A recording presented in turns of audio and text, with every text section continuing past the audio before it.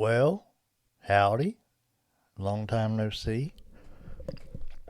So, it's been 3 weeks, I think.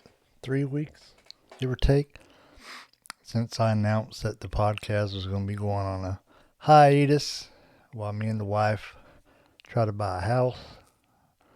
Very, not a fun process, but must be done. But at the same time, last week, and I totally forgot about it, but last week was the 6th-year anniversary of Gospel Over Gimmicks podcast. So I thought I should at least post something. Post something and acknowledge the anniversary. So here we are.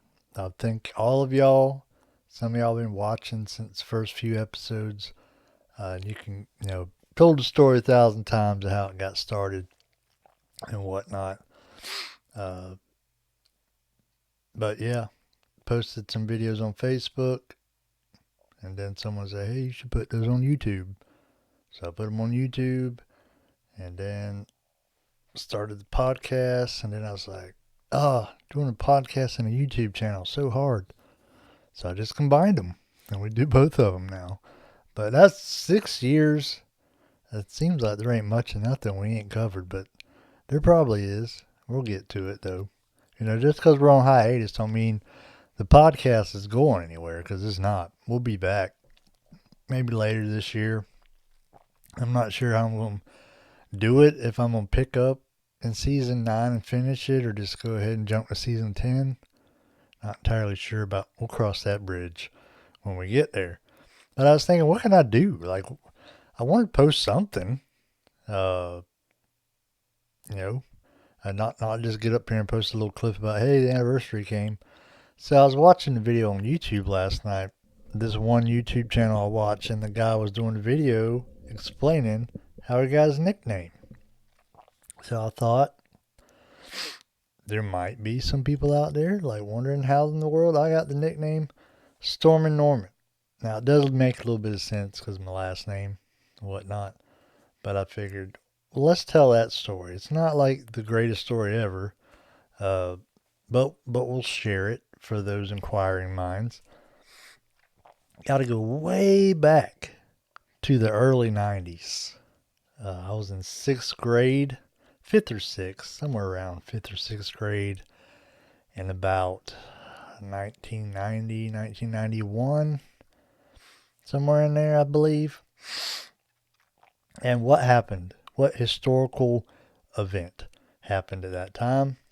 Desert Storm, Operation Desert Storm. And who was the head honcho over there in charge of all the forces over there? General Norman Schwarzkopf. What was his nickname? Stormin' Norman. So I had this shirt, and I don't know where in the world I got this shirt, but I used to wear it to school all the time. It said Operation Desert Storm, and I had a picture of Norman Schwarzkopf.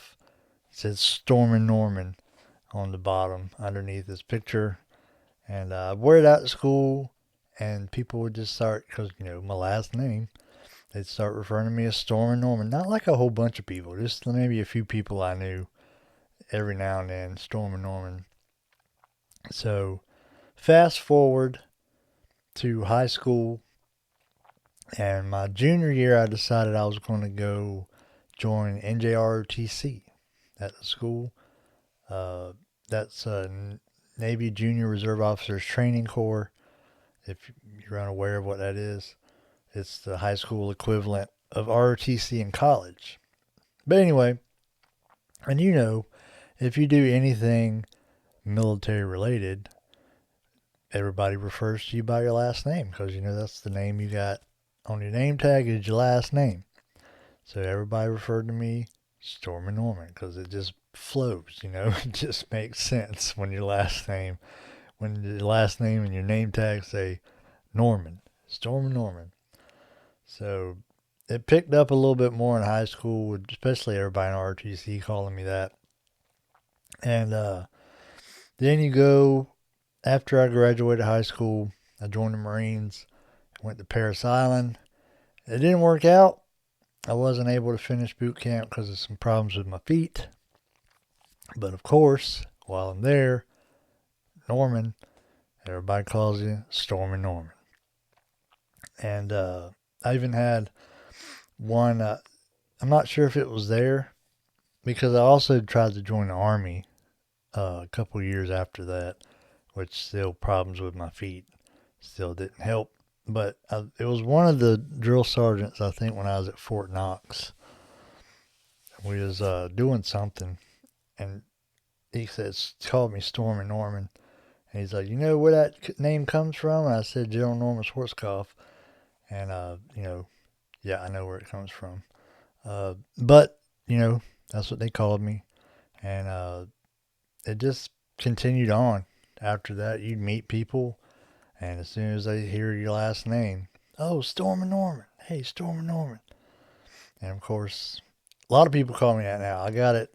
If you watch, the YouTube channel long enough, it's tattooed on my arms right here. I got Stormin' on this arm, Norman on this one. Got that when I was 24.